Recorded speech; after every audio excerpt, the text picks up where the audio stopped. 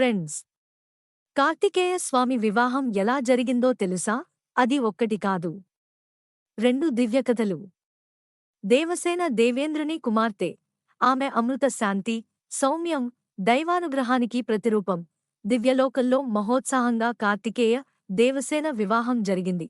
ఇది నిజమైన దైవిక వివాహం, దేవతల ఆశీస్సులతో జరిగిన పవిత్ర ఘటన. కానీ వల్లి కథ మాత్రం ప్రత్యేకం. పర్వత మహారాజు కుమార్తె అయిన వల్లిని కార్తికేయ స్వామి అనేక రూపాలు ధరించి, చాలా ప్రేమతో సంపాదించి చివరకు వివాహం చేసుకున్నారు. ఇది నిజమైన ప్రేమ వివాహం, స్వామి స్వయంగా రక్షించి పొందిన నిర్మలమైన ప్రేమ. అందుకే కార్తికేయ స్వామి వద్ద దైవిక శాంతి అయిన దేవసేన, నిర్మలమైన ప్రేమ అయిన వల్లి, ఇరు శక్తులు కలిసి ఉంటాయి.